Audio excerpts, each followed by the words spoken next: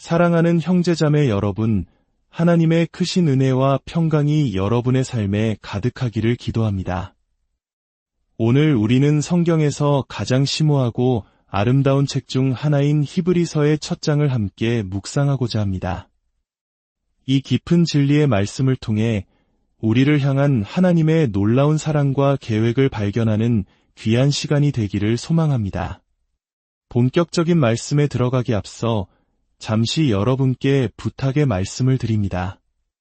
만일 이 말씀이 여러분의 마음에 은혜와 감동을 준다면 좋아요와 구독으로 저희 사역에 힘을 실어주시고 이 영상을 공유하여 더 많은 영혼이 하나님의 말씀을 접할 수 있도록 복음의 통로가 되어주시길 바랍니다.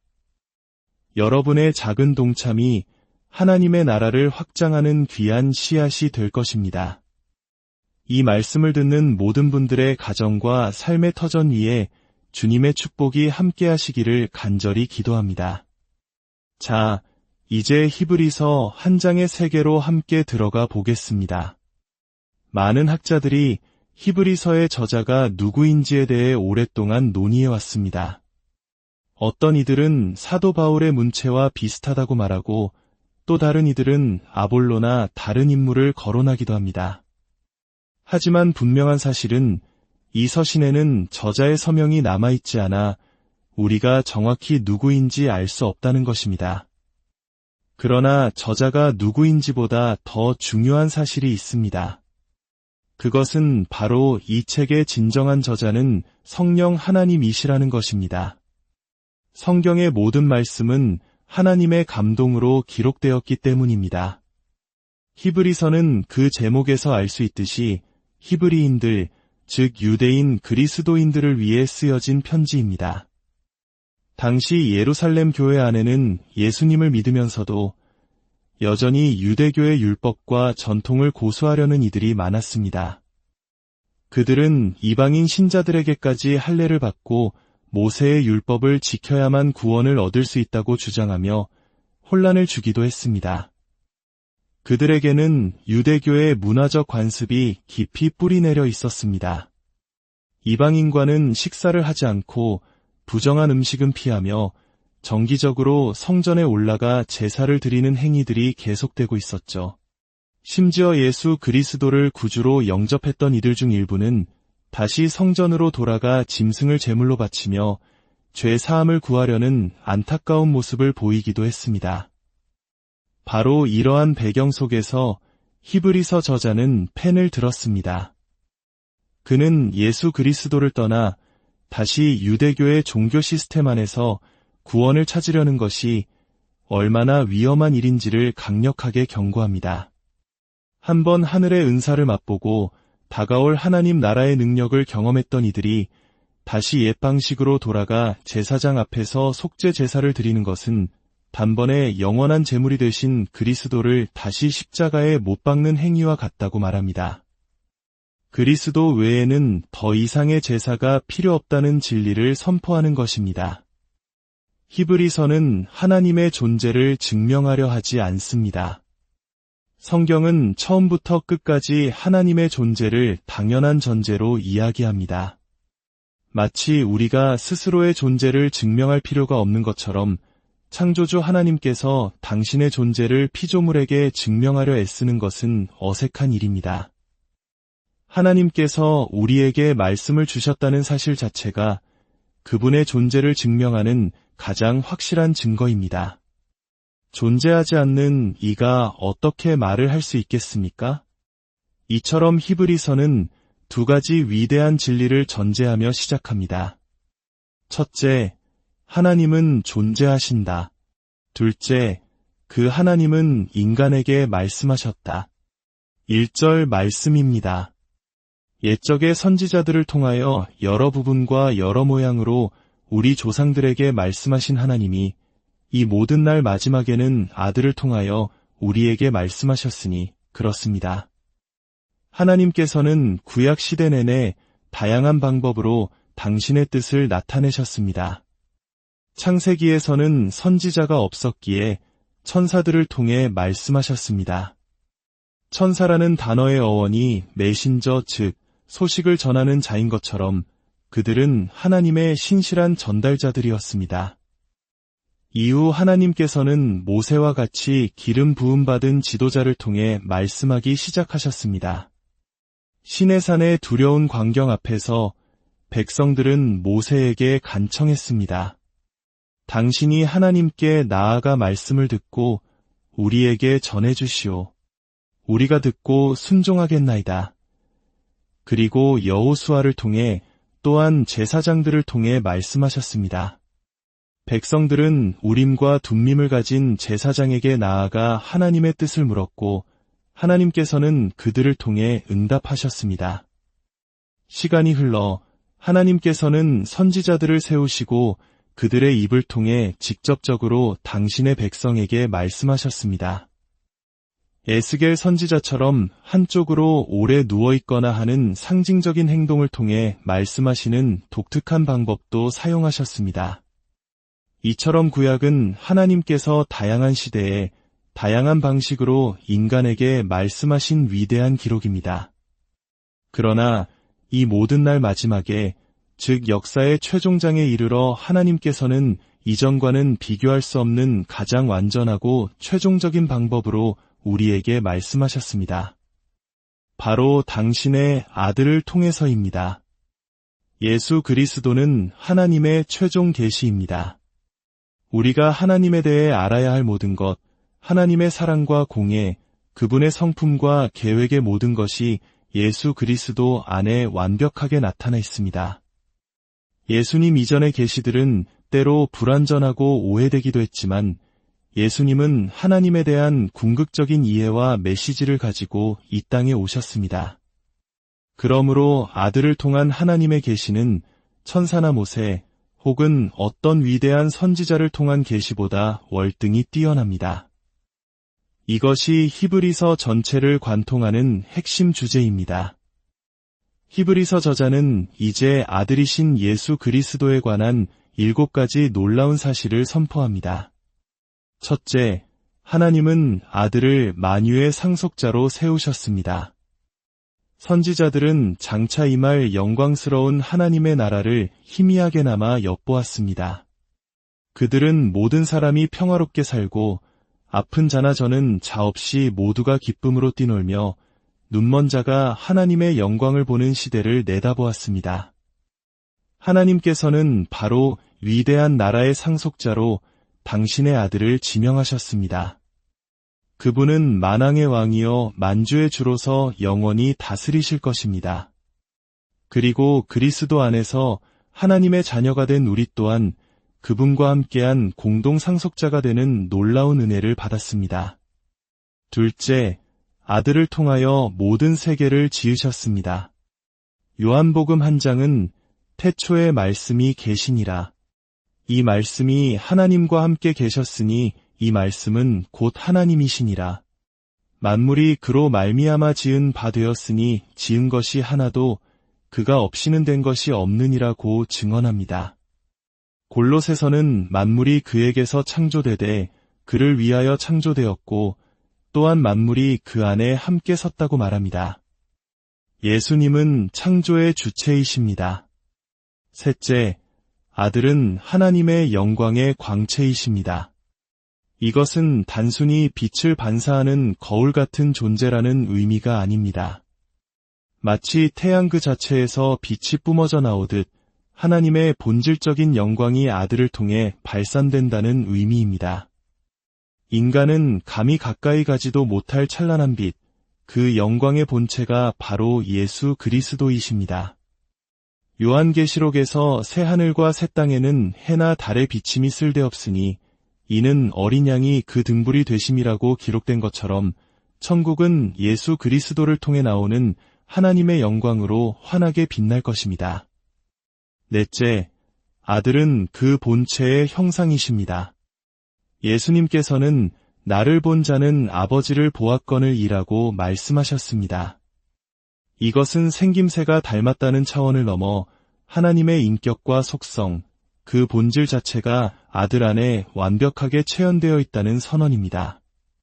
아들을 영접하는 것은 아버지를 영접하는 것이요, 아들을 거부하는 것은 곧 아버지를 거부하는 것입니다.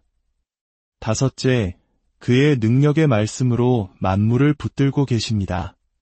하나님께서 말씀으로 세상을 창조하셨듯 아들께서는 지금 이 순간에도 능력의 말씀으로 온 우주를 붙들고 계십니다. 현대 과학은 원자의 핵안의 양성자들이 서로 밀어내는 쿨롱의 법칙을 거스르며 함께 뭉쳐있는 현상을 설명하기 위해 강한 핵력이라는 개념을 사용합니다. 만약 이 힘이 사라진다면 원자핵은 순식간에 붕괴하며 엄청난 에너지를 방출할 것입니다. 이것이 바로 원자폭탄의 원리입니다.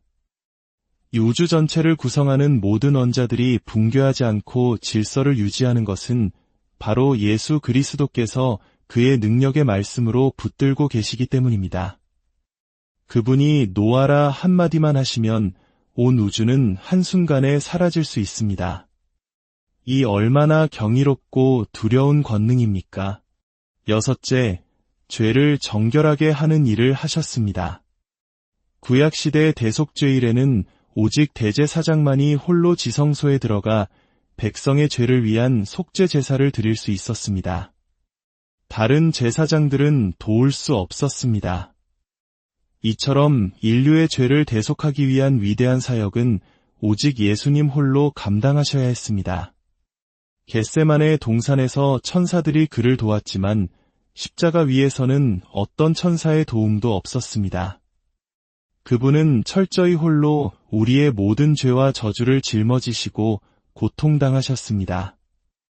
우리를 위해 하나님으로부터 버림받는 그 처절한 고통을 감내하셨습니다. 일곱째, 높은 곳에 계신 지극히 크신 이의 우편에 앉으셨습니다. 모든 사역을 마치신 예수님께서는 이제 하나님의 보좌 우편에 앉아 다스리고 계십니다. 이것은 왕의 자리이며 완성의 자리입니다. 이 7가지 사실만으로도 예수 그리스도가 천사와는 비교할 수 없는 분임을 알 수 있습니다. 여호와의 증인이나 몰몬교와 같은 일부 이단들은 예수님을 대천사 미가엘이나 루시퍼의 형제와 같은 피조물로 격하시키지만 히브리서는 그것이 얼마나 잘못된 가르침인지를 명확히 밝힙니다. 하나님께서는 단 한 번도 천사에게 너는 내 아들이라 오늘 내가 너를 낳았다라고 말씀하신 적이 없습니다. 이 말씀은 오직 예수 그리스도에게만 주어진 영광스러운 선포입니다. 또한 나는 그에게 아버지가 되고 그는 내게 아들이 되리라는 다윗에게 주신 약속도 오직 메시아이신 예수님을 향한 것이었습니다. 더 나아가 하나님께서는 하나님의 모든 천사들은 그에게 경배할지어다 라고 명령하셨습니다. 천사들은 경배의 대상이 아니라 아들을 경배해야 하는 존재입니다. 하나님은 천사들을 바람으로 그의 사역자들을 불꽃으로 삼으셨다고 말씀하셨지만 아들에게는 이렇게 말씀하십니다. 하나님이여 주의 보좌는 영영하며 주의 나라의 규는 공평한 규이니이다. 놀랍게도 성부 하나님께서 아들 예수를 향해 하나님이라고 부르십니다. 요한도 바울도 도마도 예수님을 하나님이라 불렀고 이제 하나님 아버지께서 직접 아들을 하나님이라 칭하십니다. 이 세상은 옷과 같이 낡아지고 언젠가는 사라질 것입니다.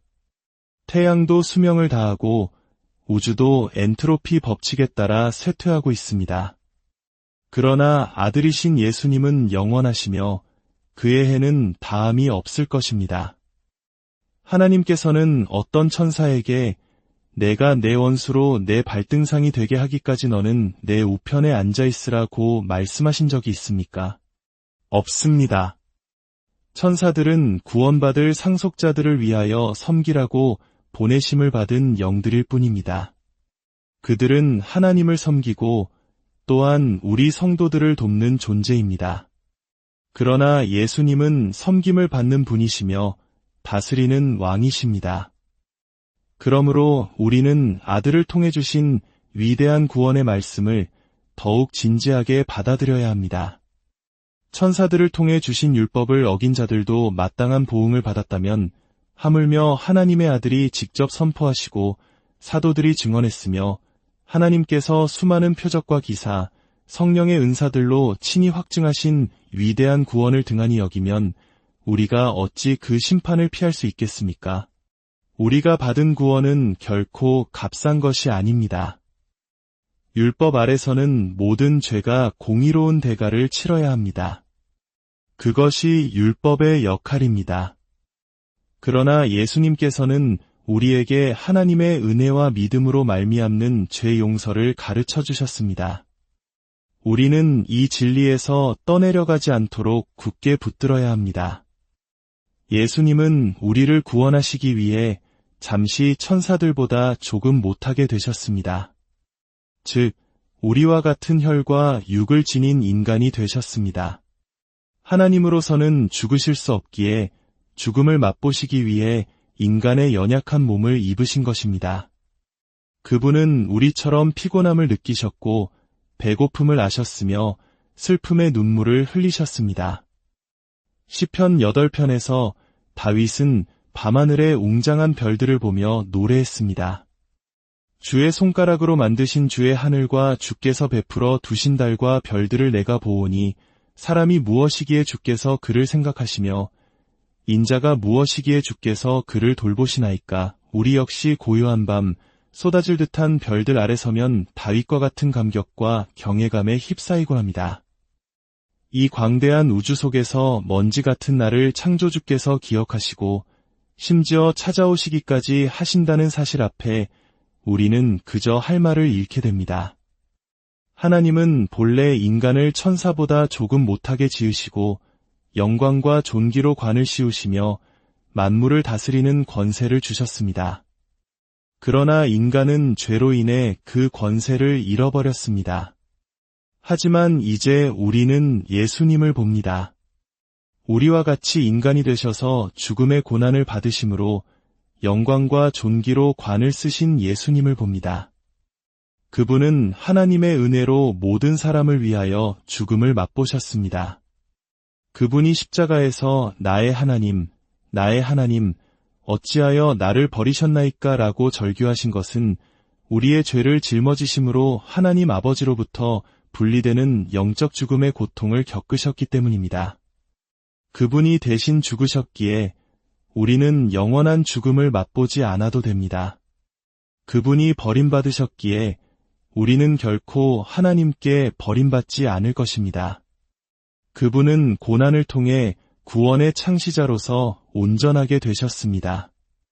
이것은 그분이 불완전했다는 의미가 아닙니다. 고난을 직접 겪으셨기에 우리의 고통을 머리가 아닌 가슴으로 이해하시는 자비롭고 신실한 대제사장이 되셨다는 의미입니다.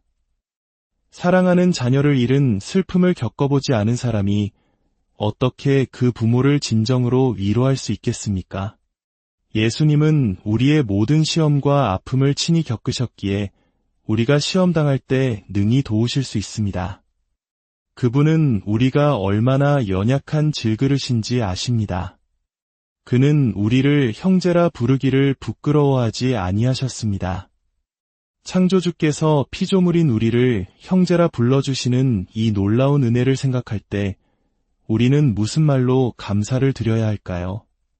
사랑하는 성도 여러분, 예수 그리스도는 이처럼 위대하고 존귀하신 분입니다. 그분은 천사와는 비교할 수 없는 하나님의 아들이시며 창조주이시며 우리의 구원자이십니다. 그분은 우리의 모든 것을 아시고 우리를 위해 지금도 하나님 보좌 우편에서 중보하고 계십니다. 위대한 구원의 복음을 굳게 붙드십시오. 잠깐의 세상의 유혹이나 어려움 때문에 이 영원한 소망에서 떠내려가지 마십시오. 우리를 형제라 부르시며 모든 것을 내어주신 주님께 우리는 무엇을 드릴 수 있을까요? 주님은 우리의 시간과 마음을 원하십니다. 분주한 일상 속에서 잠시 멈추어 그분과 깊이 교제하는 시간을 가지십시오. 그 사랑에 감사하며 그 은혜를 찬양하십시오. 그럴 때 세상이 줄 수 없는 평안과 기쁨이 여러분의 삶을 가득 채울 것입니다. 함께 기도하겠습니다. 사랑과 은혜의 아버지 하나님, 오늘 히브리서 말씀을 통해 우리 주 예수 그리스도가 얼마나 위대하고 존귀하신 분인지 다시 한번 깨닫게 하시니 감사합니다. 천사보다 뛰어나시고 만물을 창조하시고 붙드시는 능력의 주님이시면서도 저희를 구원하시기 위해 기꺼이 낮아지셔서 죽음의 고통까지 감당하신 그 사랑의 저희는 그저 고개 숙일 뿐입니다. 저희의 연약함을 아시고 시험당할 때 도우시는 자비로운 대제사장이 되어주시니 감사합니다. 세상의 어떤 것에도 흔들리지 않고 오직 주님께서 열어주신 위대한 구원의 길을 끝까지 걸어가게 하옵소서. 이 말씀을 듣는 모든 심령 위에 하늘의 위로와 평강을 부어주시고 남은 한 주도 주님의 은혜 안에서 승리하는 삶을 살게 하여 주옵소서. 우리를 형제라 불러주시는 우리 주 예수 그리스도의 이름으로 기도